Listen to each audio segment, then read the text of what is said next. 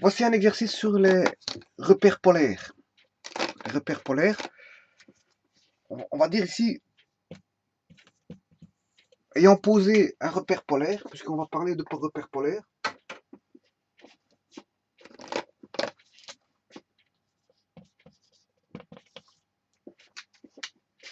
en même temps je teste mes marqueurs. Ça fait pas tort, il y en a certains qui ont séché, et voilà. Donc ayant posé un repère, bon quand vous marquez RO c'est repère orthonormé, et quand vous marquez RP, c'est un repère polaire. Et en poser un repère polaire, ben, ici, je vais demander de, bien sûr, un repère polaire dans le plan, hein, ou sur le plan. On demande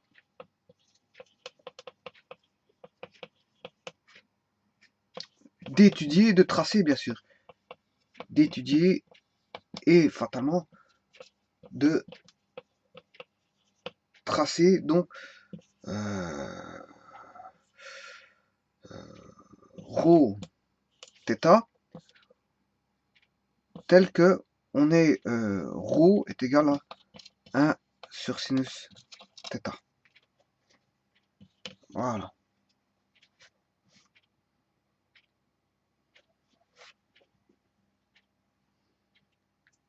Donc, on demande d'étudier et de tracer. Quand je dis ça, tracer, je peux utiliser le terme représenter. Hein. Tracer ou représenter. Pas par un logiciel, fatalement. On peut le faire par logiciel, on peut le programmer. On peut programmer la fonction là facilement, il n'y a pas de problème. On peut le tracer via un logiciel existant en mathématiques qui permet de tracer, enfin de dessiner des repères polaires. Enfin, de dessiner voilà, dans un repère polaire, hein, certaines fonctions. Voilà. Et donc, ici, le but n'est pas de tracer directement, ni de représenter directement, mais plutôt d'étudier. Hein, première action, il y a deux actions. Étudier voilà, ceci, ce qui est donné là. Et deuxièmement, il faut déjà voir si c'est une fonction d'abord, hein, parce que bon, c'est pas dit que c'est une fonction. Hein. Voilà. Faut d'abord voir si c'est une fonction, parce que quand je dis fonction, c'est pas forcément une fonction. Voilà. Donc ici, étudier et si on se rappelle ce que c'est qu'une fonction, hein. Une fonction ne peut pas avoir, voilà,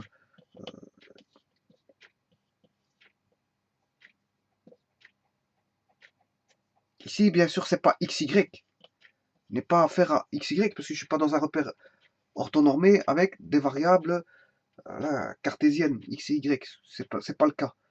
Voilà. Donc une fonction voilà, dans un repère cartésien utilisant je veux dire, les variables x, y, vous comprendrez que pour un x, pour deux x différents, est-ce que je peux avoir le même y? Oui, ça je peux avoir. Ça, ceci c'est une fonction. Voilà. Là, il n'y a pas de point qui rejoint l'ensemble d'arrivées. Là, il y a un point qui rejoint l'ensemble d'arrivées. Et là, il y a deux x différents qui rejoignent le même y. Donc ceci c'est une fonction, il n'y a pas de problème. Ce qui n'est pas une fonction, voilà, avec les variables cartésiennes x, y, c'est ceci. Pour un x, on a deux ou plusieurs y. Voilà, si on a ça, on n'a pas de fonction. Et donc, si j'établis la même définition pour une fonction, mais n'utilisant pas les variables cartésiennes, mais ρ et θ, enfin plutôt, je rentre un θ, je sors un ρ. Voilà. Donc ici, je pourrais marquer que je rentre un θ et je sors un ρ. On va dire que c'est ρ qui est fonction de θ. Et pas θ qui est fonction de ρ. C'est ρ qui est fonction de θ.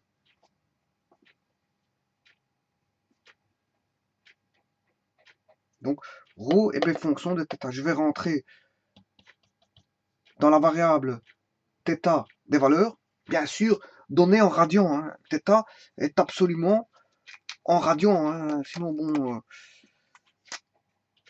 ceci, ce sont des radians que je vais écrire RD ou RAD si vous voulez. Si je vais opter pour RD. Voilà. Et donc, on va voir si c'est une fonction ou pas. On va l'étudier, voir si c'est une fonction, si elle est paire, impaire, tralala, pour pouvoir la tracer. Parce que je dois l'étudier. Et ensuite, quand je l'aurai étudié, à partir de là, je peux la tracer. Voilà. Ça, ce sont les deux actions à établir dans cette vidéo-ci, en cherchant que ρ est fonction de θ. Ρ est fonction de θ. Enfin, voilà, ρ établit une relation avec θ. Maintenant, il faut voir si c'est une réelle fonction mathématique suivant la définition du terme fonction. Bon, alors, pour ça, la première des choses, quand on parle de repère polaire, il faut d'abord savoir ce que c'est. On place un repère polaire. Ceci, c'est un repère cartésien. X, Y. Voilà. J'ai besoin d'un axe, des abscisses et un axe désordonné. Mais dans un repère, ça c'est un repère orthonormé. Pourquoi orthonormé? Comme je l'ai toujours dit, bon, c'est parce qu'il est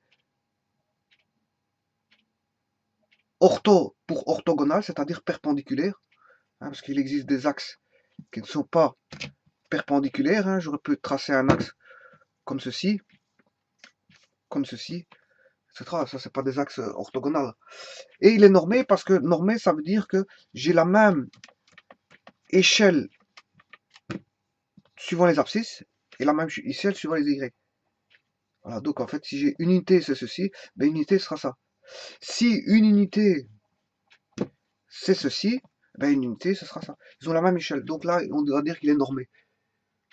Et quand il est orthogonal, perpendiculaire et de même échelle, il est orthonormé. Pourquoi mettons de même échelle? Parce que si on ne met pas de même échelle, ben, il va y avoir on va dire, le graphique ne sera pas, je veux dire, sera modifié par rapport à un repère orthonormé, il sera modifié. Hein, si je mets le 1 ici, voilà, s'il n'est pas normé, par exemple, je vais mettre le 1 ici, le 1 ici, allez tracer une fonction avec ça, vous comprendrez qu'il y aura une modification du graphique, tout va être écrasé, voilà, parce que du fait qu'ils n'ont pas les mêmes échelles. Voilà, on aura des effets d'écrasement suivant que le Y est plus grand que le X en norme, ou le X est plus grand que le Y. Voilà, on aura des déformations. Et c'est pour ça, pour éviter ces déformations, hein, tout comme un repère comme ceci, qui n'est pas orthogonal, va créer aussi des déformations. Hein. Donc, pour éviter toutes les déformations avec tout le monde et le même graphique, par exemple, dans une classe, mais on demande de dessiner dans un repère orthonormé pour que tout le monde ait la même allure du graphique. Voilà. Bon, mais ça, c'est un repère orthonormé. Un repère polaire nécessite non pas des variables x, y, mais plutôt une variable qui est, par rapport à l'origine, j'ai voilà, un axe qui est à 0 radian, et à partir de là, on fait un écartement d'angle θ, en radian bien sûr, comme j'ai dit, en radian, et voilà, ayant un écartement d'angle en radian, mais j'ai, par rapport à ça, hein, attribuant un angle θ, mais en fonction de la relation qu'on a en sa possession, hein, dans mon cas ici, la relation, ce sera ρ est égal à 1 sur sinus θ, hein, la relation. Le ρ, je pourrais le trouver en fonction du θ, c'est ça que je veux dire, il y a une liaison, une relation entre θ et ρ. Donc, une fois que j'aurai entré le θ, mais j'aurai un ρ. Et un ρ, on sera une distance.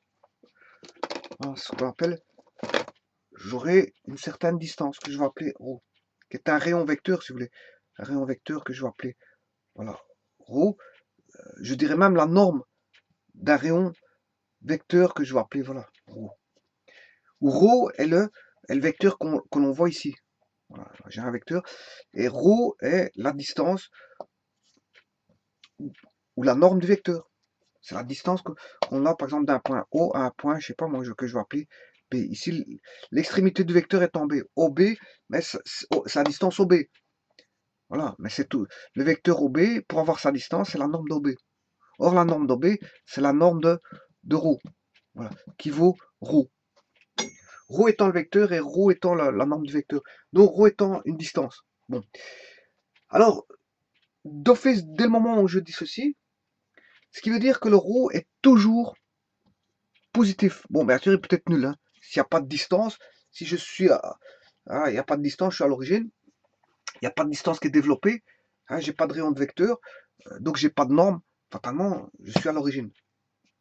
Ne pas avoir de norme, ça veut dire que...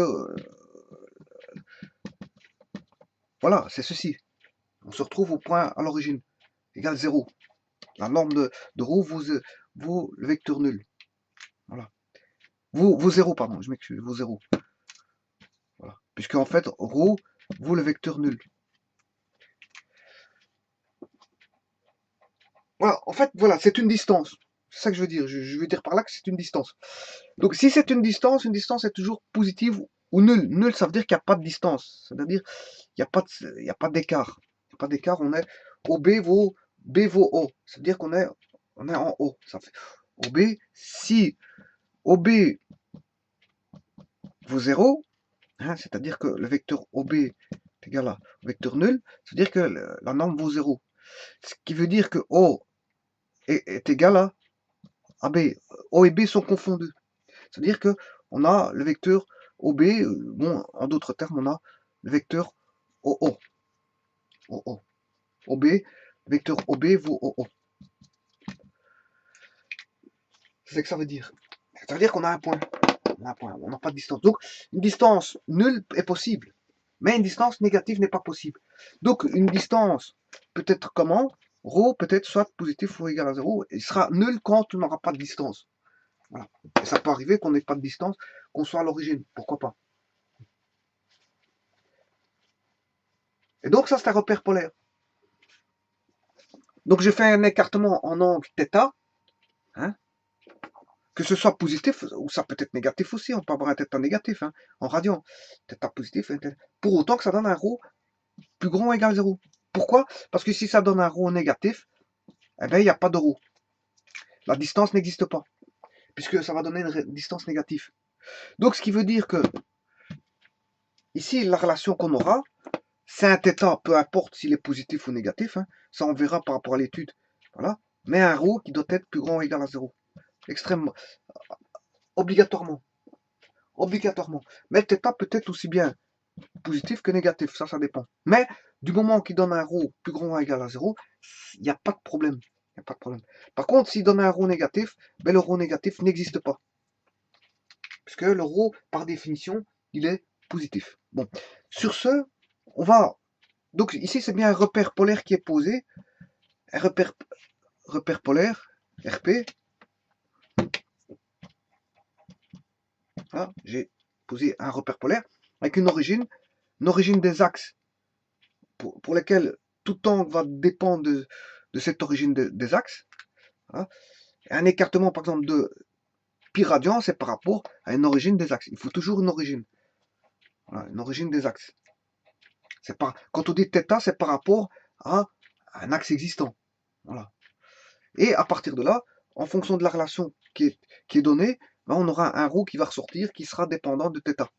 Mais ce ρ ne peut pas être négatif.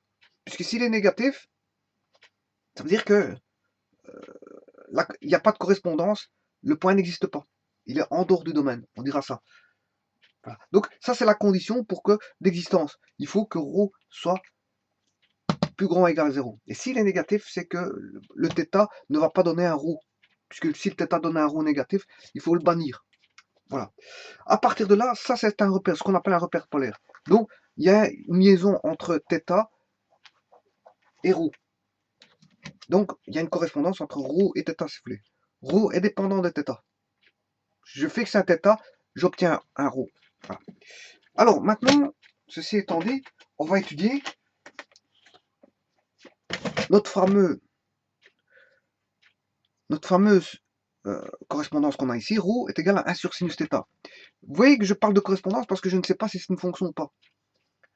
Je le verrai par après si c'est une fonction dans mon étude. Mais pour l'instant, je peux dire que c'est une correspondance entre θ et ρ. Ou ρ dépendant de θ. ρ est dépendant de θ. Voilà. Ceci étant dit, on va faire notre étude. Le repère polaire, vous savez ce que c'est maintenant. Et on va aborder cette fameuse étude de l'inverse du sinus θ. Étudier dans un repère polaire comment tracer ρ est égal à 1 sur sinus θ. Voilà. θ étant en radian et θ appartient à R. Voilà, ça peut être tout nombre, hein. Ça peut être un nombre réel, peu importe hein, ce que c'est. Voilà.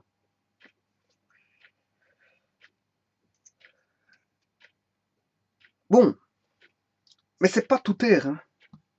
Justement, je vais faire l'étude maintenant. Je vais vous dire. On va voir ça tout de suite. Θ, c'est pas tous les réels en fait, quelque part. Vous allez voir pourquoi. Parce que, n'oubliez pas ce que je viens de vous dire, ρ doit être strictement positif, enfin, doit être plus grand ou égal à 0. Donc, il ne peut pas être négatif. Donc, il faut que je mette des θ qui puissent rendre ρ plus grand ou égal à 0. Mais si j'ai des θ qui rendent ρ négatif, ce qui veut dire que je ne peux pas rentrer ces fameux θ. Donc, il faudra les bannir. Et donc, en d'autres termes, je suis en train d'étudier le domaine de la relation ici. Bon. On sait bien que le sinus se mesure sur un axe orthonormé. Justement, le sinus, qu'est-ce que c'est le sinus? Le sinus, c'est sinus d'un angle par rapport à une origine donnée, voilà, qui forme un axe XY. Donc j'ai bien un repère rectangulaire ou un repère cartésien ou repère orthonormé, voilà. Donc c'est la mesure d'une abscisse curviligne tournant autour d'un cercle ayant un certain angle ρ, un certain angle θ, pardon. Voilà, θ, ou bien sûr le ρ ici vaut 1, vaut toujours 1. C'est ça, voilà. Voilà. Donc ici, j'ai bien un repère, transformation d'un repère polaire, d'une abscisse curviligne tournant autour d'un cercle, de rayon qui vaut toujours 1. Donc ici, j'ai un repère, transformation d'un repère, voilà, des paramètres d'un repère polaire vers un repère cartésien. Voilà. Et c'est ça le sinus-cosinus. Et le sinus, c'est plutôt, on va dire, côté, si je prends ceci, si j'ai OA, B, le sinus, c'est le côté opposé sur l'hypoténuse. C'est-à-dire que c'est AB, la mesure de AB, sur la mesure de OB. Or, OB, c'est une abscisse curviligne qui vaut, dont le rayon vecteur vaut toujours 1, c'est-à-dire que c'est le propre rayon du cercle. Parce que en ayant un repère, un rayon vecteur constant, ben, on dessine un cercle par rapport, bien sûr, à une origine de vecteur qui est toujours au même endroit, O. Hein, ce vecteur, il est toujours... C'est comme si on avait un vecteur tournant, on dessine un cercle. Fatalement, parce que le rayon vecteur ne change pas. Donc, fatalement, on dessine un cercle. Donc, ici, on va voir la traduction du repère, des paramètres dans le repère polaire vers un repère cartésien. Donc, AB, il vaut quoi? AB, c'est côté opposé sur OB. Et ça mesure le sinus θ. Sinus de l'angle θ. Voilà. Alors, OB, on sait bien que ça, c'est toujours 1, puisque le rayon vecteur est constant, et il vaut 1. Donc, c'est vaut 1. AB sur 1, ça fait AB. Donc, la mesure de AB, ici, c'est le sinus θ. Mais si je fais une projection, en fait, sur l'axe des Y, ça mesure l'abscisse. Si vous voulez, c'est l'abscisse. AB, c'est Y. c'est l'abscisse. Voilà, voilà, c'est la projection de AB sur l'axe Y qui va donner, on va dire, l'ordonnée Y. Donc, Y est égal à AB, donc les Y mesurent le sinus θ. Voilà. Donc, ceci étant dit, on sait bien que le sinus θ mesure, si vous voulez, le sinus θ mesure l'ordonnée d'une abscisse curviligne. Voilà. Si j'avais B' ici, hein, B' est ici, mais son Y est ici. Voilà. Et là, c'est le Y vaut 0. Ce qui veut dire qu'au-dessus, les Y sont positifs. Et que par là, les Y sont négatifs. Ce qui veut dire que toute abscisse curviligne qui est ici va donner un Y positif.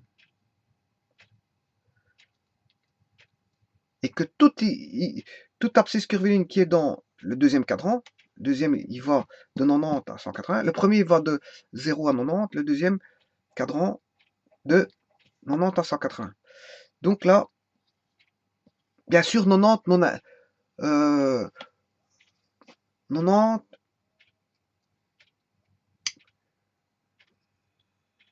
voilà, non inclus, hein, si on veut vraiment, parce que pour 90 et 180, il faut faire attention, parce que c'est fatalement, on a des valeurs bien particulières. Comme pour 0, 90, 180 et 270, on a des valeurs bien particulières. Donc ici, moi quand je dis que c'est... enfin, c'est pas grave. Pour 90, je vais l'accepter parce que ça va quand même donner plus 1. Ça va donner plus 1. Par contre, pour moins 90, ça va donner moins 1. Par contre, pour sinus de 0, ça fait 0. Et sinus de 180, ça fait 0. Donc là, vous voyez bien que ça ne va pas donner du plus, mais ça va donner 0. Pour 0 et 180, sinus de 0, ça fait 0. Sinus de 180, ça fait 0. On retombe sur l'axe. À valeur nulle. On retombe plutôt sur le... Comment est-ce qu'on appelle ça? L'origine. On retombe sur l'origine. Voilà. Pour 90, sa projection va donner... On va tomber sur l'origine de l'axe du repère orthonormé. Et pour 180, on va tomber sur 0. Alors, si je prends 0 degré, je parle en degrés, et 180 degrés, mais leur projection va donner 0, puisqu'on va retomber sur le point ici. La projection de 0 degré va donner 0 sur l'axe Y. Voilà. Donc, vous comprendrez qu'ici, toute abscisse curviligne va donner un Y positif. Mais si je prends un θ compris entre 180 et 360, mais ici, l'abscisse curviligne va donner, là, si je me situe en ce point là du cercle, il va me donner un Y négatif. Là, le Y sera négatif.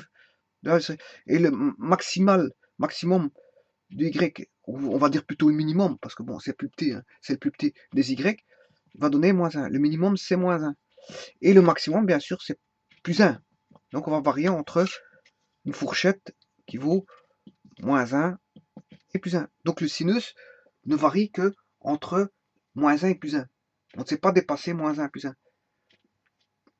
Bien que vous avez fait un nombre de tours, on aura toujours moins 1 plus 1. D'où la fameuse sinusoïde qui est tout compris entre moins 1 et plus 1.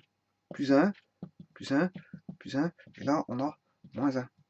Donc on ne sait pas dépasser la valeur plus 1, moins 1. Voilà. Donc ce qui veut dire qu'ici, le ρ doit être plus grand ou égal à 0. Donc ici on a bien le sinus qui donne du positif ici. Hein, quand on est entre 0 et 180, on a du positif. Quand on est entre 180 et 0, on a du négatif. Donc le sinus c'est plus plus, moins moins si vous voulez. Et moi, il me faut un ρ positif. Donc, si sinus θ est positif, 1 sur sinus θ sera aussi positif. Voilà. Donc, je ne pourrai prendre que les valeurs comprises entre 0 et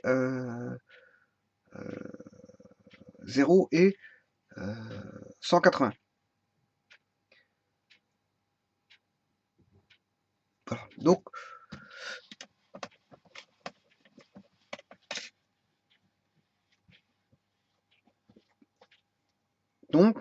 c'est 0. Maintenant, il faut voir si 0, je peux le prendre, parce qu'on a un inverse. Voilà, on va déjà éliminer ce cas-là. Donc, on sait bien que le sinus doit être compris entre 0 et 180 degrés. Voilà. Ça va me donner un sinus θ qui est positif. Et donc, 1 sur sinus θ est positif. Voilà.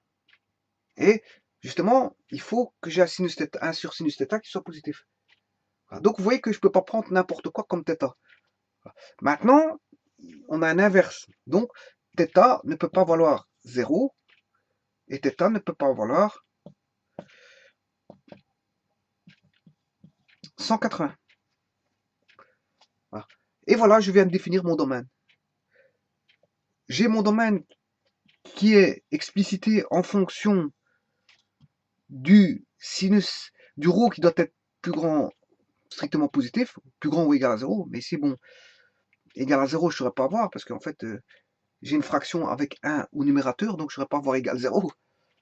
Voilà.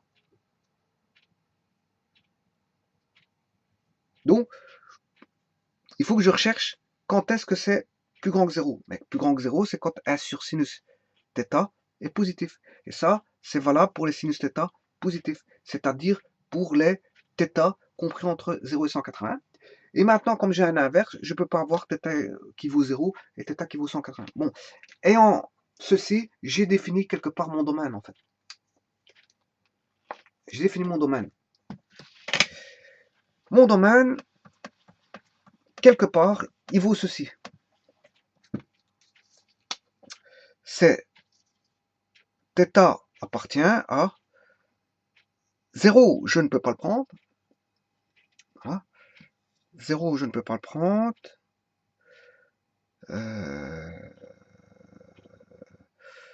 Plus, bien sûr, de capi. Hein. C'est valable pour, bien sûr, un nombre de capi.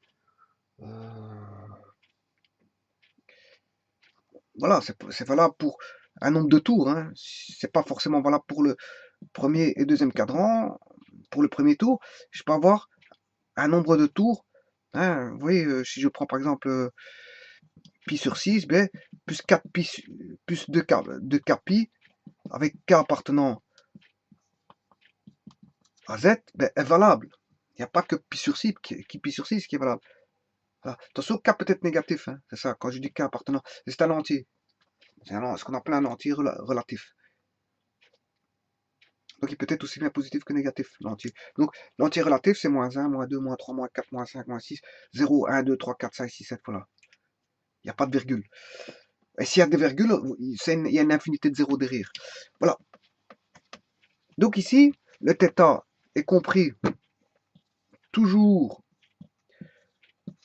entre 0 plus 2 pi, point virgule, et bien sûr, comme on l'a dit, pi plus 2 pi, et bien sûr, on a dit que θ doit être différent de 0, θ différent de pi. Donc, je ne peux pas prendre le pi. Pi plus 2 pi, je ne peux pas prendre. Voilà, c'est un nombre de tours près. Pi, je ne peux pas prendre parce que sinus de pi, ça fait 0. 1 sur 0, ça donne l'infini. Hein. Voilà. Donc, ça, c'est le domaine. Le domaine, c'est ceci. Bon, quand j'écris 0 plus 2 pi, c'est 2 pi. Hein. Et bon, et pour les puristes, on marquera avec k appartenant à z. Et ça, on le sait bien, mais bon, il faut toujours le marquer. Voilà. Donc, ici, on a trouvé le domaine. C'est déjà ça. Donc, on a ρ est égal à 1 sur sinus θ avec le domaine de la fonction, enfin, domaine de la relation, domaine. Ouais, on aura une fonction, hein, fatalement. Ça va être une fonction. Hein, parce que ici, pour une abscisse curviligne, j'ai chaque fois un y. Un y donné. Voilà. Et là, pour une abscisse curviligne, je peux avoir le même y. Ouais, mais la conséquence de ça, qu'est-ce que ça veut dire? Ça, c'est une conséquence. Donc, on a bien une fonction ici. Hein. On a bien une fonction, parce que bon, pour un, pour un θ, ou à la rigueur pour deux θ, hein, θ1 par exemple ici, et ici j'ai un θ2, mais j'aurai le même y. Voilà. Pour deux θ, θ1, θ2, je vais avoir le même y, c'est-à-dire le même ρ. Et ça, je peux avoir. Ce qu'on peut pas avoir, c'est pour θ1,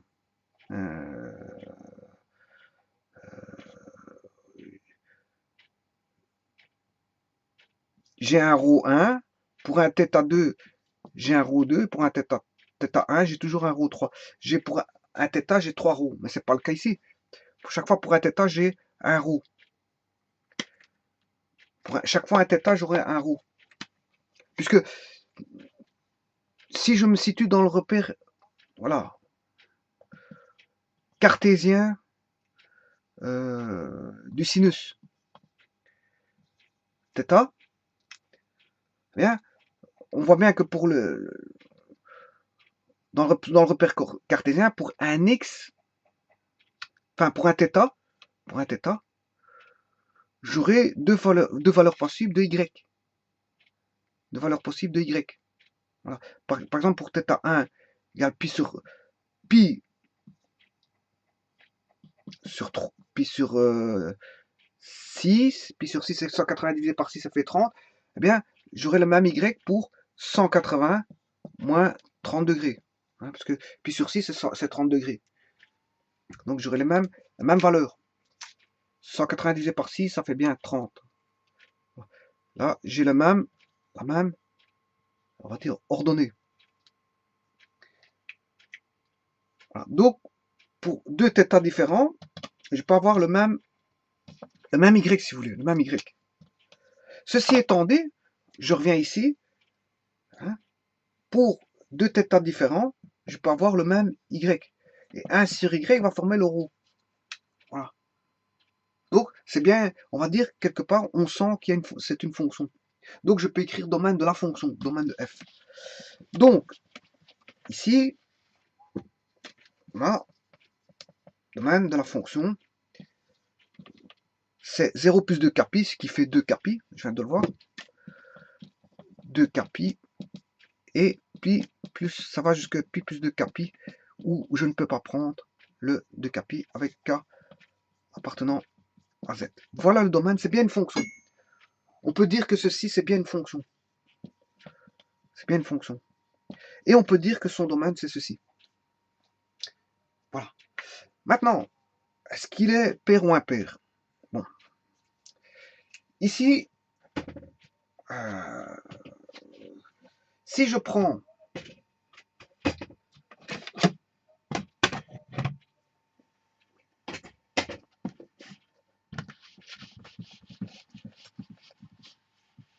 sinus, donc en fait, là, il y a la non-existence. Je vais d'abord chercher la limite. Hein.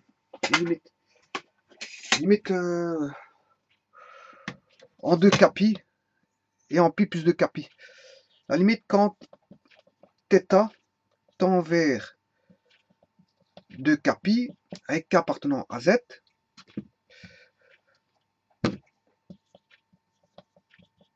de 1 sur sinus θ. Et là, on sait bien que c'est sinus de pi, ça fait 1 sur 0.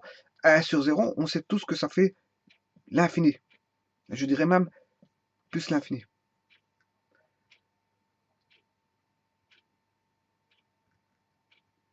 Voilà.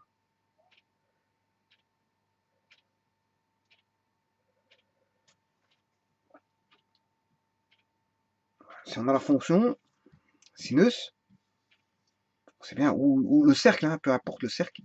Si je me rapproche de 0, non, si on se rapproche de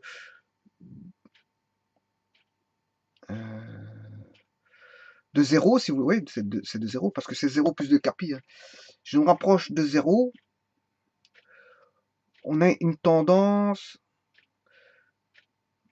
à ce que 1 sur 0 va tendre vers plus l'infini.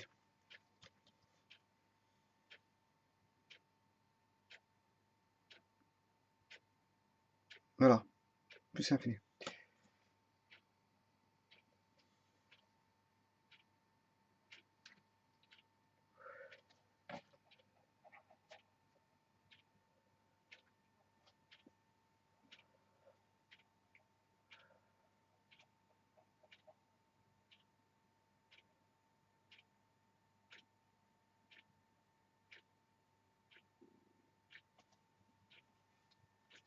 Maintenant, si je fais pareil,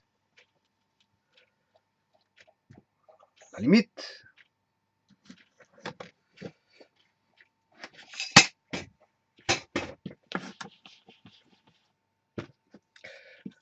limite, quand θ tend vers pi plus 2 k pi de 1 sur sinus θ, là aussi ça fera plus l'infini.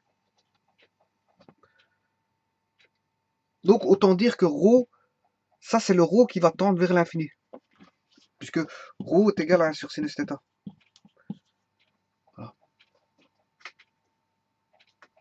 Voilà pourquoi je ne peux pas prendre pi plus de pi, 0 plus de pi, parce qu'en fait, on aura des tendances en l'infini. Et l'infini n'est pas une valeur. Voilà. Donc, on tend vers plus l'infini quand θ tend vers 2 pi.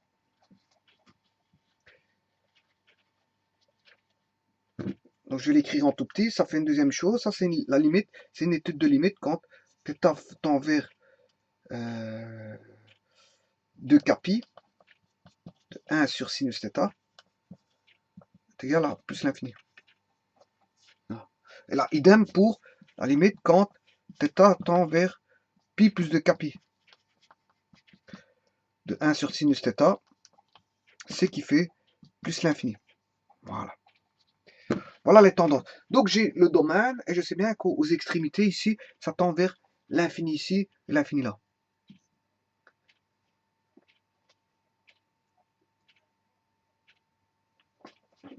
Voilà. Maintenant, on va étudier. Voilà, on a étudié le cas de figure. Si c'était une fonction, oui, c'est bien une fonction. Comme on a une fonction, on a étudié son domaine, ouais, il n'y a pas de problème. Et on a étudié les cas de figure de limitation des valeurs. Voilà, j'ai dit 3 choses. Maintenant, on va étudier la parité. Et là, on aura suffisamment d'éléments pour tracer, je veux dire, cette fameuse fonction 1 sur sinus θ.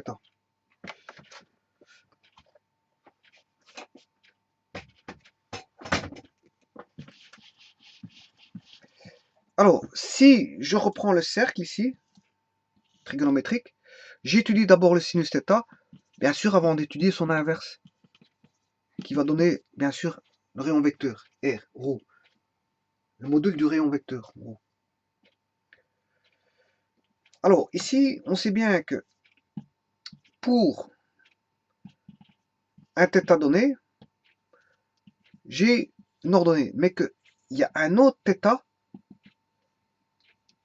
qui est justement, si je l'appelle θ1, là j'aurai un autre θ, θ2 qui va donner y. Mais c'est le même y. Mais ce θ2, qu'est-ce que c'est? En fait, c'est le supplément. C'est le supplément de θ1, c'est-à-dire que on aura ceci, l'angle là, l'angle jusqu'ici, voilà, vaudra 180, si je l'exprime en degrés, hein, mais voilà, c'est pour avoir plus facile, pour expliquer en degrés, j'aurai 180 moins θ1. Voilà, donc θ2 est égal à 180 moins θ1. Et il existe toute une panoplie, bien sûr, de suppléments. Hein, de suppléments. Donc, par rapport, le supplément par rapport à un angle qui se retrouve au premier cadran. Or, ici, on ne joue qu'avec 2 cadrans. Donc, le deuxième cadran, si vous voulez, toutes les valeurs vont donner un Y pour un angle supplémentaire à un angle donné du premier cadran. Donc, chaque angle a son supplément qui va donner le Y. Voilà. Donc, on voit tout de suite que pour le sinus θ, pour un θ1, j'aurai un y, mais qu'il existe un θ2 qui est le supplément. Hein. C'est-à-dire que c'est pi moins θ1. Voilà, pi moins θ1. Bien sûr, ça a 2 pi fois près. Hein. Plus de pi. Voilà. Un nombre de tours près, si vous voulez. θ2, bien sûr, plus de pi. Voilà. Donc, il existe deux angles qui vont donner le même y. Donc, ça, c'est pour le sinus θ. Mais pour 1 sur sinus θ, si j'en fais l'inverse, ça va être la même chose pour avoir le rho. Donc, il existe deux valeurs qui vont me donner un sinus θ, et donc je vais en prendre l'inverse pour trouver le rho. Donc, il va exister deux rho possibles, si vous voulez. Deux rho qui vont être égaux. On aura rho 1 égale rho 2 pour un θ1 et un θ2. Où θ2 sera le supplément de θ1. Ils vont donner deux rho identiques. θ1 va donner rho 1 et θ2 va donner rho 2. Voilà. Et ça, on aura ça quand on aura la relation ici.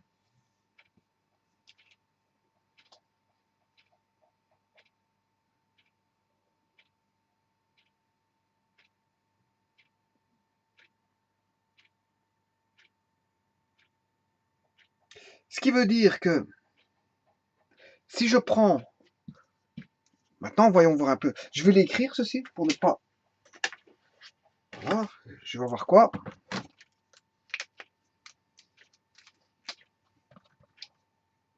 Je sais pas si on voit. Ouais, on voit encore θ1 plus 2 pi avec k appartenant à z, bien sûr. Hein. Bon, là, je l'ai marqué une fois, je ne vais pas le marquer 36 000 fois. Une fois que c'est marqué ici, k partout représente un entier relatif. Voilà, bon, je ne vais pas à chaque fois marquer k appartient à z.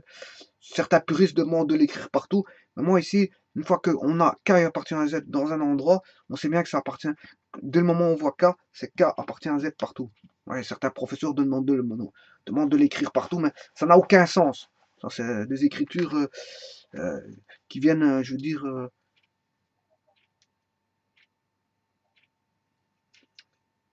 encombrer les écritures existantes. Donc, une fois qu'on a marqué K appartient à Z quelque part, il n'y a plus besoin de marquer 56 000 fois, même si c'est 3 pages plus loin. Voilà. Parce qu'on sait bien que K appartient à Z, il est marqué quelque part. Voilà. θ1 égale θ1 plus 2 pi égale pi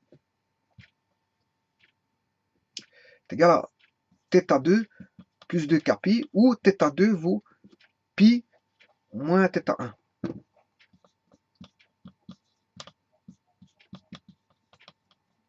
Voilà. Et ça exprime une certaine parité. On va le voir tout de suite. Ceci exprime une certaine parité de la fonction ici. Pourquoi? Regardez bien. On va le faire tout de suite. Si je prends le sinus de 30, 32. Non, je vais mettre ça en radian. Ben bon, c'est pour les explications. Ici, voilà. Sinus de 30 degrés, son sinus. Voilà. Le sinus, rappelez-vous qu'il y a sinus de 0. Si je mets dans un tableau, il y a 0, 30, 45, 60. Et non, ce sont les angles remarquables que les gens doivent connaître. Bon, certains peuvent connaître le 15. Voilà, il y a certains angles qu'on peut facilement connaître de par certaines relations, voilà, qu'on a vues avec les complexes. On peut retrouver l'angle de 15, l'angle de ci, l'angle de là, facilement et l'étudier par cœur. Voilà. Mais ici, bon, on demande de connaître le 0, 30, 45, 60. Bon. Et pour le sinus, ça c'est θ, c'est l'angle θ en degrés ici. Normalement, moi je vais travailler en radian pour le repère polaire, mais ici c'est pour les explications. Sinus θ, sinus de 0 c'est 0, et on va évoluer jusqu'à 1. Donc sinus de 0, sa projection, ça fait 0. Sinus de 90, sa projection, ben, ça vaut plus 1. Voilà. Plus 1. Et de là, en fait, il faut écrire 0, 1, 2, 3, 4. On divise, on prend les racines carrées. Voilà, on divise tout par 2. Voilà. Effectivement, racine de 4 sur 2, ça fait 2 sur 2, ce qui fait 1. Voilà. Racine de 1, ça fait 1. Ça fait 1 demi. Racine de 0, ça fait 0. Et 0 sur 2, ça fait bien 0. Et on retrouve bien qu'on a sinus de 45 vaudra sinus de 30 vaudra 1 demi. Donc on sera la moitié du 1 ici. Je trace la moitié, je fais 1 demi. Puis on a racine 2 sur 2 qui vaut environ 0,7, 707. Et racine 3 sur 2 qui vaut 0,8 d. Donc on aura 0,5, 0,7 qui est racine 2 sur 2 et 0,8 qui est racine 3 sur 2. Voilà. Donc sinus de 30, ce qui fait 1 demi. Voilà, ça fait 1 demi. Sinus de 30, c'est 1 demi. Ouais, mais l'inverse du sinus de 30. L'inverse du sinus de 30. Ce qui veut dire que j'aurai 2. L'inverse, ça fait 2. Bon. Maintenant, prenons son supplément. Sinus de 180 moins 30. Ben, 180 moins 30, c'est 150. Et sinus 150, c'est qui va donner 1 demi. Donc 1 sur sinus 150, c'est qui fait 2. Donc ce qui veut dire que pour 30 degrés, sinus de 30 degrés qui vaut pi sur 6, si je remets en radian, ça fait sinus de pi sur 6. Voilà.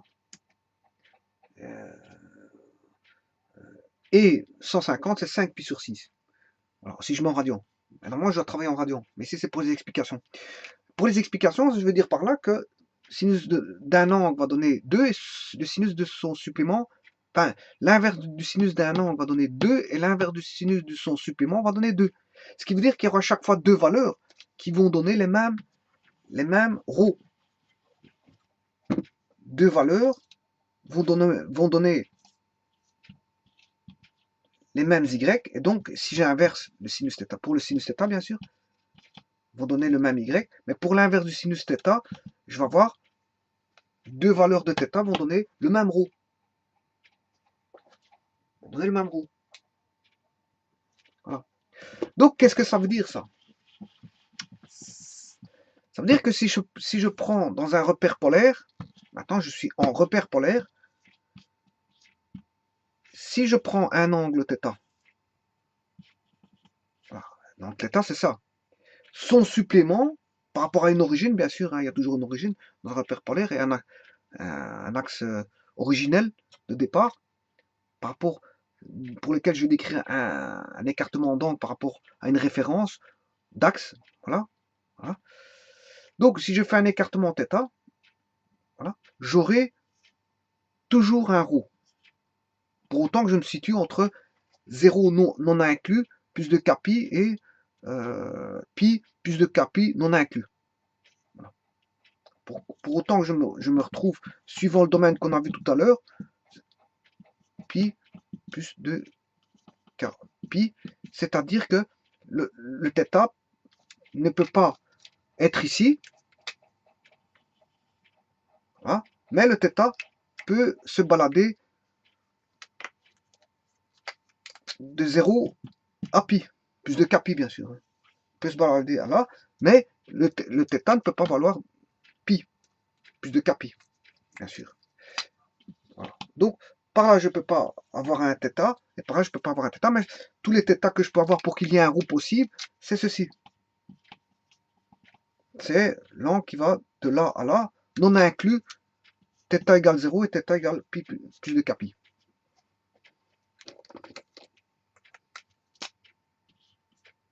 Voilà. Bon, ceci étant dit, je sais bien qu'il existe, d'après l'étude que je viens de faire, de parité. Voilà, l'origine elle est là. Voilà. Qu'il existe pour un θ, un ρ. Mais qu'il existe pour son supplément, le même ρ, même distance. Et il en existe pour deux θ possibles, pour chaque θ, j'ai deux possibilités θ qui vont me donner le même ρ. Bon, si je prends cet angle-là, Voilà. J'aurai le même rho que par là. Pour un θ supplémentaire, j'aurai le même rho. Donc j'aurai ρ1, ρ2 qui sont les mêmes. Là, ρ1, ρ2 qui seront les mêmes. Ce qui veut dire que j'aurai ce qu'on appelle une parité. Et je dirais même que la fonction sera paire. Non, elle est symétrique par rapport. Elle sera symétrique par rapport à un axe ici. Si je mets un axe ici,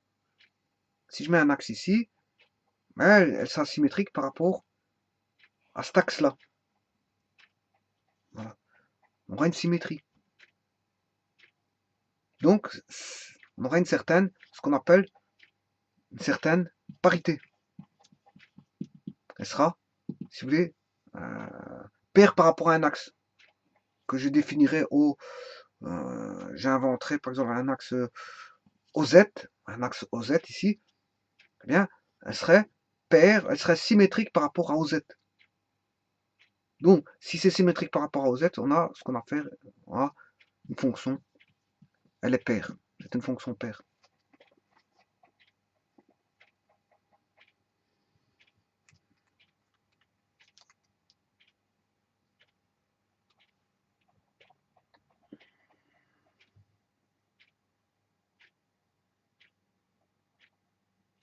Bon, je n'aime pas parler de parité ici, mais on va dire qu'il y a une symétrie par rapport à un certain axe OZ. Par rapport à un axe OZ passant par l'origine, perpendiculaire par rapport à l'axe de référence ici. Hein. Donc, en d'autres termes, si je construis un repère cartésien Y, XY, comme ceci, hein, on va dire ça comme ça, si je dessine un repère cartésien XY, sur le repère polaire, ben, il y a bien une espèce de parité si je dessinais par rapport à XY. Donc, la fonction est ce qu'on appelle paire. Hein. Si je mets un axe XY, on aura une parité. L'effet d'une parité. Bon. Donc, ça, on va l'écrire encore une fois. On a affaire à une fonction paire. On a affaire à une fonction paire. Bon.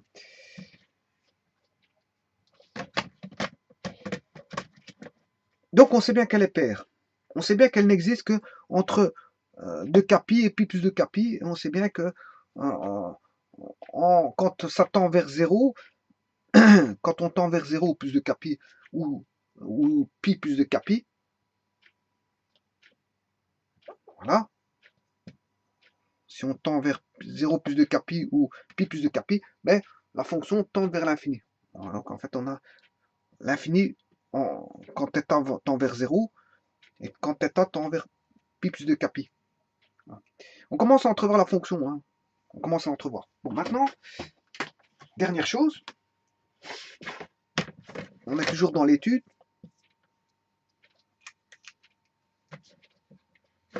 Je vais faire la transformation des repères, enfin, le passage des repères cartésiens à un repère polaire. Ou plutôt, le passage d'un repère polaire à un repère cartésien. Comment ça se fait? Et à partir de là, je vais intégrer, quand je parle intégrer, je vais prendre, sais pas une intégration mathématique, hein, parce que je suis en mathématiques, dès le moment où je parle d'intégrer, c'est le vocable en français intégrer, non pas le terme mathématique d'intégration mathématique, ça n'a rien à voir ici. Je n'étudie pas des intégrations mathématiques. Bon, intégrer, c'est dans le sens où je veux prendre, voilà, l'expression. Je vais prendre l'expression 1 sur sinus θ et l'exprimer. Ceci, c'est dans un repère polaire. Et l'exprimer dans un repère cartésien. Et voir ce que ça donne. Pour encore un petit peu étudier un peu plus la fonction. Pour la connaître un peu plus. Pour vraiment savoir ce qu'il en est. On sait bien que ce qu'il en est, on connaît beaucoup de choses. La fonction, c'est une fonction. On sait bien, il n'y a pas de problème. On sait bien qu'elle est paire. Il n'y a pas de problème. On sait bien que le domaine de définition, bon, il n'est pas partout existant. Il est existant. Θ appartient à ceci. Θ, l'angle n'appartient pas à tout type d'angle. Les angles qu'on va prendre, on doit prendre que dans ce domaine-là. Voilà. Et on sait bien que les limites, quand on s'approche de 0 plus 2 capi et puis plus de capi, ça fait plus l'infini. Donc on commence à entrevoir la chose. Maintenant, je vais faire un dernier point qui va faire en sorte que on va tout trouver en passant par un repère polaire vers un repère cartésien. Alors, comment ça se fait ça? Eh bien, tout d'abord, il faut savoir que dans je l'ai fait tout à l'heure, hein, je l'ai fait un petit peu tout à l'heure avec le cercle, mais voilà un repère cartésien, x, y. Maintenant, je ne suis plus avec un cas particulier où j'ai un rayon, un module vecteur égal à 1. Je ne suis plus dans un cas particulier, je suis dans un cas général où j'ai un angle θ, voilà, je prends un angle θ, et un module ρ. Voilà. Là, j'ai, on va dire, une coordonnée θ, ρ. J'ai une coordonnée θ ρ. Voilà. Qui correspond bien sûr à une coordonnée dans. Ça, c'est dans le repère polaire, bien sûr. θ ρ, c'est une coordonnée dans le repère polaire. Maintenant, je vais regarder dans le repère cartésien. Il va donner un x1, y1. Et donc, ça, x1, y1, c'est dans le repère cartésien. Bon, mais que vaut x1 par rapport à θ et ρ? Comment peut-on l'exprimer? Ben, x1, ici je vais plutôt mettre un θ1, θ1, ρ1, θ1, ρ1. Voilà. Ça c'est pour un cas particulier, mais après je le ferai pour un cas général. Donc le x1, il vaut quoi? En fait, le x1 qui est ici, x1 c'est la valeur ici, d'abscisse. Par rapport à θ1 qui est ici, voilà, x1 sur ρ1, c'est côté adjacent sur l'hypoténuse. Côté adjacent sur l'hypoténuse, c'est le cosinus de l'angle θ1. Maintenant, le y1, vous comprendrez que c'est y1 sur ρ1 est égal au sinus de θ1. Ça, on l'avait déjà fait tout à l'heure, mais pour un cas particulier, on avait une abscisse ρ qui était constante. Donc ça donnait un cercle. Donc, et le cercle, c'est un cas particulier de passage de repère polaire vers un repère cartésien où on a un ρ constant, si vous voulez. Voilà. Donc ici, je peux définir que le x1 vaut ρ1 cosinus θ1. x1 est égal à ρ1 cosinus θ1. Et que y1, c'est ρ1 sinus θ1. Et qu'en général, on a, si j'ai pris pour des cas particuliers ρ1, θ1, ρ1, θ1 et x1, y1. En général, je peux écrire que x vaut ρ cosinus θ, voilà, et y vaut ρ sinus θ.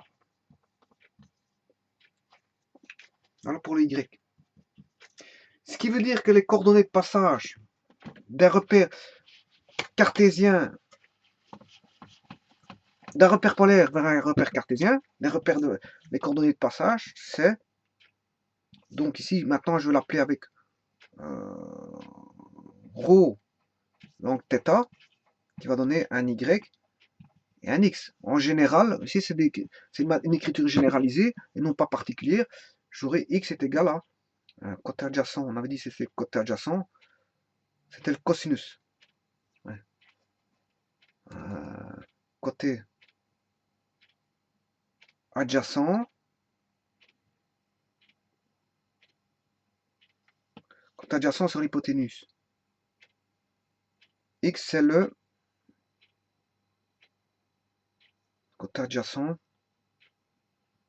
le x c'est le côté adjacent à l'angle, sur l'hypoténuse, qui fait ρ cosinus θ. Voilà.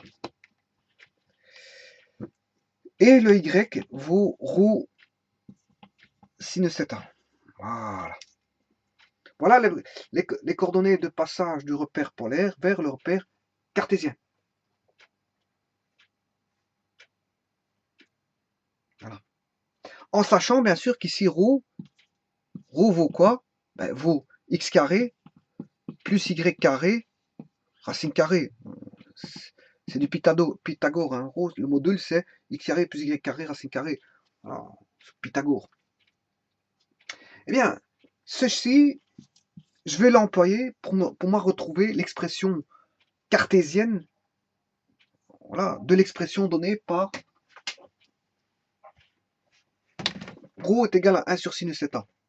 Alors, comment faire? Eh bien, il suffit juste que je remplace ρ par sinus θ, tout simplement. Je vais remplacer ρ par un sinus θ. C'est ce que je vais faire tout de suite. Ça, c'est l'expression générale d'un passage d'un repère polaire vers un repère cartésien. Donc, j'aurai x est égal à ρ qui vaut 1 sur sinus θ. C'est mon expression donnée comme fonction fois cosinus θ. Voilà. Et y vaudra ρ qui vaut 1 sur sinus θ fois sinus θ. Voilà. Donc, ici, 1 sur sinus θ fois sinus θ, y vaut 1. Et cosinus sur θ sur sinus θ, c'est cotangent de θ. Voilà. Donc, là, on voit clair. On voit clairement qu'est-ce que ça va donner. Ça veut dire que quel que soit le θ, bien sûr appartenant au domaine qu'on a étudié, eh bien, le y est constant, il vaut 1. On a un y constant. Et on aurait pu le voir déjà dès le départ. Pourquoi? Parce que regardez bien. Je vais effacer ceci.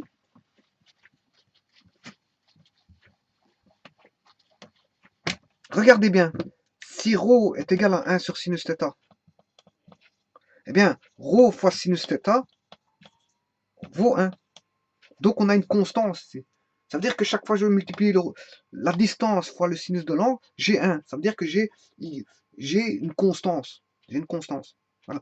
Et donc là, le fait de dire que y vaut 1, là, quel que soit θ, bien, ça veut dire que la fonction va faire ceci. Et que le produit ρ, ça c'est le ρ, fois le sinus θ, θ il est là, si j'en prends son sinus de l'angle θ, en radian bien sûr, θ en radian, fois ρ, ben, je vais avoir 1. Ceci son ρ fois son sinus de l'angle θ vaudra 1. Ceci, voilà, l'angle là, dont j'en prends son sinus fois ρ, vaudra 1. Idem de l'autre côté, ρ fois son sinus θ, voilà, vaudra 1. Voilà. Et il y aura 2 ρ qui seront identiques. Voilà, pour deux valeurs. J'aurai 2 ρ, et voilà. Et on aura une symétrie ici, une symétrie. On a bien... En fait, c'est une droite. Ça sera une droite. C'est ça que je veux dire, on aura une symétrie. La fonction est paire. On a une constante, le y vaut toujours 1, ça sera une droite. C'est une droite qui est parallèle à l'axe, si vous voulez, en cartésien, au x. Voilà. Et vous voyez qu'ici, l'angle est compris entre...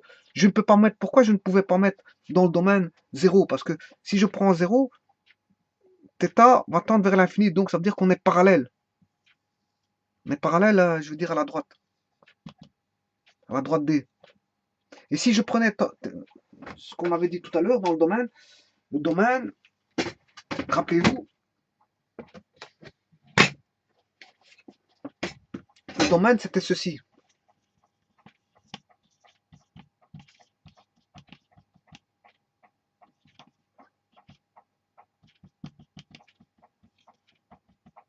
Voilà. Vous voyez bien que la limite, on avait étudié les limites en 0 et en pi. Bien sûr, plus de kpi. Hein. Bien, en 0, on avait une tendance vers l'infini. Ça veut dire que on a voilà, une parallèle. Et en plus l'infini, on a une parallèle.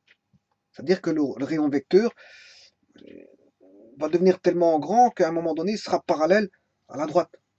j'aurai un point qui sera, je veux dire, une intersection en l'infini, c'est ce qu'on dit. Deux droites se coupent en l'infini, c'est ce qu'on dit. D'après Euclide. Euclide, donc en l'infini, bon, ils vont se joindre, fatalement, ils sont parallèles. Et vous voyez qu'on n'a pas de valeur ici, fatalement, parce que le θ est compris entre 0 et pi. Donc on n'a pas de valeur par là. Alors que vaut le x pour un θ donné? Pour un θ donné, si je prends un θ donné, ça va donner un ρ, puisque si je fais sinus de θ, j'en prends l'inverse, j'aurai un ρ, mais son x voudra exactement la cotangente de θ. La cotangente de θ. Elle voudra la cotangente. Qu'est-ce qui me fait dire ça? Ben c'est ce que j'avais là. Le x vaut la cotangente de θ. Et y vaut toujours 1. Voilà. Ceci étant dit, maintenant l'étude est faite. Elle est terminée. On sait bien que c'est une droite parallèle à l'axe OX si je suis dans un repère cartésien.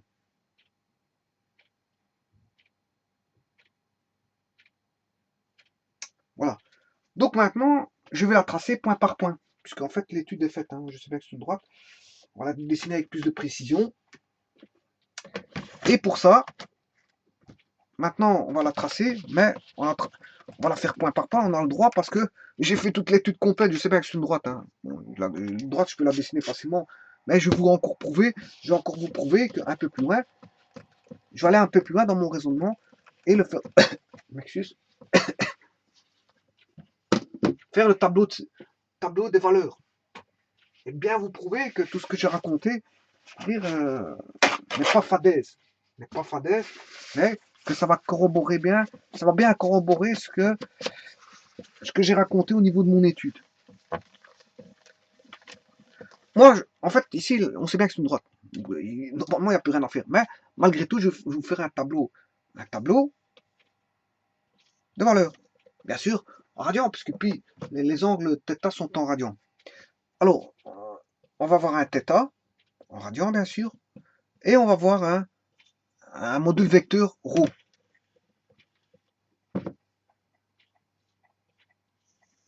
Voilà. Bien sûr, je vais partir pour θ.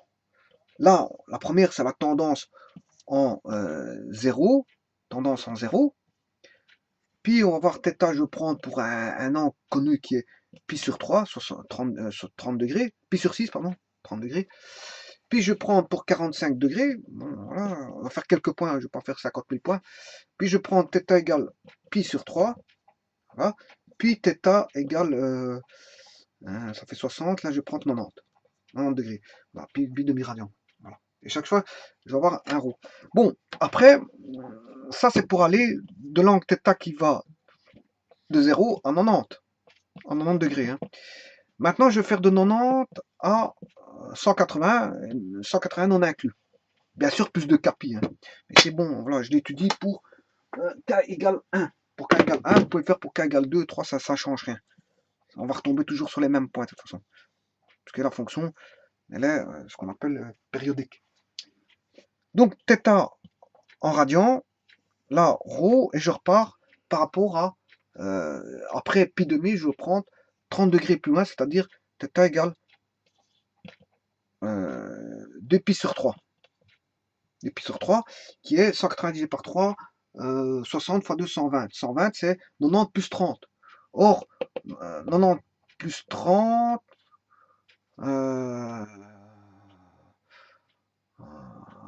voilà, et 90 plus 30, ça fait bien 120. Voilà, on va dire ça, ça fait bien ça.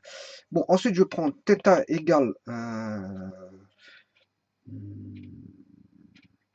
120. Je vais prendre 3 pi sur 4. 180 divisé par 2, ça fait 90 divisé par 2, 45 fois 3, 130. 45 fois 3 fois 2, c'est 90. 90 plus 45, 135, c'est bien 135 degrés. Et je prends θ égale 5 pi sur 6. Ce qui fait 30 fois 5, 150, on a 150 degrés. Et après, je retombe pour θ tendant vers pi. Parce que pi, je peux pas prendre. Hein. Rappelez-vous, le domaine, c'est 0 plus 2 k pi, point virgule. Bon, θ appartient à ceci. Bien sûr, avec k appartenant à z. Bon, c'est pas le principal ici. Hein. On le sait bien. Je l'ai dit tout à l'heure. Bon, pi plus 2 k pi. Avec, bien sûr, pi que je ne prends pas. Donc, c'est une tendance. θ, c'est une tendance. Là. Et on a vu que la tendance, quand θ tendait vers 0, on avait l'infini. Bon, quand θ vaut... Attention que ρ vaut 1 sur sinus θ. Voilà, ρ vaut 1 sur sinus θ. Voilà. Donc, si je prends pi sur 6, 30 degrés, 30 degrés, on a, on l'a dit tout à l'heure, 1 demi. Sinus de θ, sinus de 30 degrés, c'est 1 demi. L'inverse de 1 demi, ce qui fait 2. Bon, le supplément de 30, c'est 5 pi sur 6, puisque 5 pi sur 6, c'est 150 degrés. Voilà. 30 et 150 sont bien des suppléments, parce que 30 plus 150 fait 180 degrés. Donc ici, on va retrouver aussi 2. Rappelez-vous que j'avais dit que la fonction était paire, donc on avait, pour une valeur, j'avais une autre valeur qui donnait le même ρ. Maintenant, pour pi sur 4, ça fait racine 2 sur 2. Mais l'inverse de racine 2 sur 2, racine 2 sur 2, son inverse c'est 2 sur racine 2. Si je multiplie par le conjugué, j'ai racine 2 fois racine 2 sur racine 2, ça c'est le conjugué. Racine 2 fois racine 2, ça fait 2. 2 sur 2, ça fait 1. Et il reste, ceci vaudra 1. Et il va rester une fois racine 2. Il va rester racine 2. Bon, le supplément de pi sur 4, le supplément c'est 3 pi sur 4. 3 pi sur 4, son supplément, ça va donner racine 2. Maintenant, pi sur 3. Sinus de pi sur 3.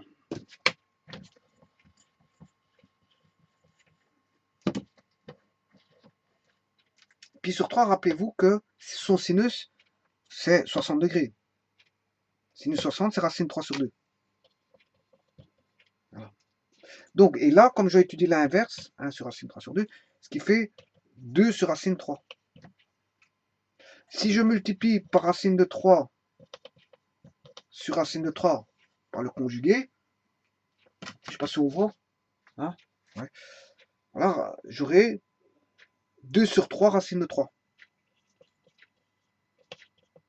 Voilà. Ce qui fait, en gros, quelque part, il faut que je prenne ma machine.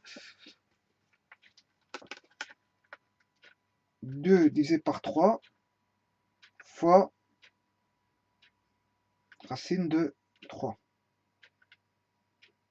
Voilà. Ce qui fait 1,15 ou 1,155. Vous voyez, c'est en fonction de où je vais prendre là, la virgule. Hein. Bon, 1,15 me suffit ici. Moi, je dirais même 1,2. Voilà. Bon, et là, qu'est-ce qui va donner aussi le supplément de pi sur 3? C'est 2 pi sur 3. 2 pi sur 3, va donner aussi 2 tiers de racine de 3. Pi sur 2, sinus de pi demi. Pi demi, sinus de pi demi, ce qui fait 1. Mais l'inverse de 1, ce qui fait 1. Donc, ici, je vais avoir voilà, 1. Et il reste, tata, quand il tend vers pi, on a l'infini. Voilà. Avec ça, je sais tracer la fonction facilement. Voilà. On va la tracer.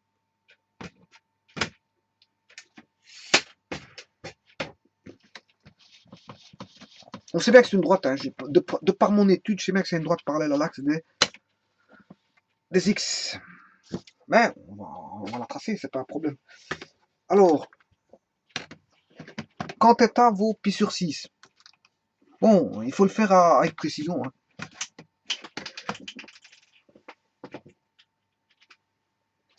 Si moi je n'ai pas de latte, voilà, je vais exprimer en gros qu'est-ce que ça va être. Bon, si θ vaut 30 degrés, 30 degrés, pi sur 6 c'est 30 degrés. Bon, quand ça fait 0, on tend vers l'infini, ça on le sait bien.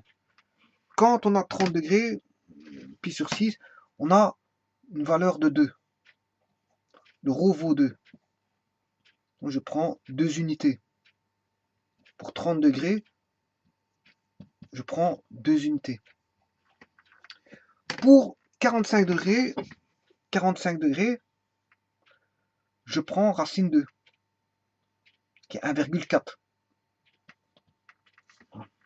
Pour pi sur 3, je prends 2 tiers de racine 3, donc qui est ici. Pour pi demi, je prends 1. Pour 90 degrés, je prends 1. Déjà, ici, on peut, si on vous tracer, avec précision, bien sûr, vous aurez ceci. Un point se trouve ici, un point se trouve là, un point se trouverait là, et un autre se trouverait ici qui est 30 degrés et 2 unités, si vous voulez, 2 unités. Là, on a donc 30 degrés et 2 unités, 45 degrés, 45 degrés et racine 2. Là, on a 2 unités, hein, le module il fait 2 unités, racine 2, là le module il fait 1,15 qui est 2 tiers de racine 3, et là on a 1, en fonction des angles. Et après il y a les suppléments, rappelez-vous qu'il y a les suppléments, si je prends le supplément ici, là, je fais une symétrie, je vais avoir 2, une symétrie par rapport à lui, j'aurai racine 2, si je fais une symétrie par rapport à lui, je vais avoir 2 tiers de racine 3, et si la limite, quand on tend vers pi, ben, j'aurai l'infini, c'est-à-dire que je serai parallèle, donc j'ai bien une droite qui est parallèle comme ceci. Voilà ma droite D qui est parallèle à l'axe des X. Donc 1 sur sinus θ, rho est égal à 1 sur sinus θ sur un repère polaire, qu'est-ce que c'est? Ben, c'est une droite parallèle à l'axe des X si vous représentez l'axe des X. Voilà. C'est une droite 1 sur sinus θ, c'est une droite parallèle à l'axe des X. C'est bien une fonction. Bon, son domaine, c'est une fonction dire qui est dont le domaine est défini. θ appartient à 0 plus 2 pi, pi plus 2 pi, avec k appartenant à z, bien sûr, comme je l'ai dit, ou 0, et puis quand on tend vers 0, ben, on tend, le rayon vecteur tend vers l'infini. Hein, quand l'angle vaut 0, on a une tendance vers l'infini, c'est-à-dire, voilà, on est parallèle, voilà, le rayon vecteur est très loin, là. Le rayon vecteur est très loin. Et là, quand θ tend vers pi, ben, le rayon vecteur est très loin, il tend vers l'infini, ce rayon vecteur.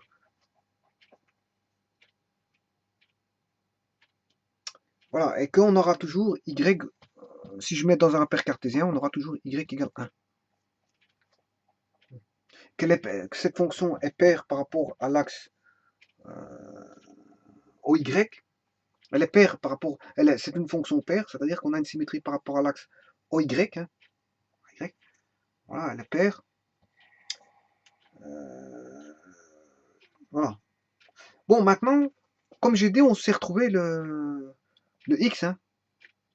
Hein, si j'ai par exemple ici pour θ égale 30 degrés, le X, je sais le trouver. Comment trouver le X? On l'a vu tout à l'heure, puisque j'avais dit que X vaut cotangente θ. X vaut cotangente θ. Donc pour trouver le X, vous faites le X correspondant à 30 degrés. Ce X là, vous faites X égale cotangente de 30. Et vous allez avoir exactement le X là. Le Y il vaut toujours 1, hein, ça sert à rien de le chercher, il vaut toujours 1, il est constant le Y. Voilà. Maintenant pour, je sais pas moi, ici on va dire 45 degrés. Hein, son module vaut racine 2. On va dire son rayon vecteur vaut racine 2. Donc pour avoir le X correspondant exactement où il se trouve, mais le X voudra cotangent de 45. Et vous allez avoir le X exactement au bon endroit. Maintenant, si vous voulez celui-là, on va prendre celui-ci. c'est cotangente 90. Que vaut la cotangente de 90? Pour trouver le x, il faut la cotangente de 90. Quand est-ce que, voilà, le rayon vecteur vaut 1? C'est quand on a x valant combien? Ben, cotangente de 90 degrés. 90 degrés. Bon, cotangente, c'est 1 sur tangente 90. La tangente de 90, c'est l'infini. 1 sur l'infini, ça fait 0. Donc, on a bien 0. X vaut 0 pour un rayon vecteur de 1. Mais on a bien x égale 0. Donc, je sais retrouver les x de toutes les valeurs correspondantes à un rho θ donné, un θ rho donné. Hein, je peux trouver son x par la cotangente de θ. Il suffit de faire la cotangente de l'angle θ, j'ai le x. Le y voudra toujours 1. Hein. Voilà. Le y voudra toujours 1. Voilà, et donc ça c'est un cas de figure de représentation d'un, comment est-ce qu'on appelle ça? D'une fonction où le rayon vecteur vaut l'inverse du sinus d'un paramètre θ, d'un angle donné θ. Et en fait, ça ne donne, on aurait pu croire que ça donne quelque chose de biscorneux, mais non, ça donne une droite. Rho est égal à sinus θ, c'est la droite parallèle à l'axe, on va dire au x. Voilà, je vous remercie.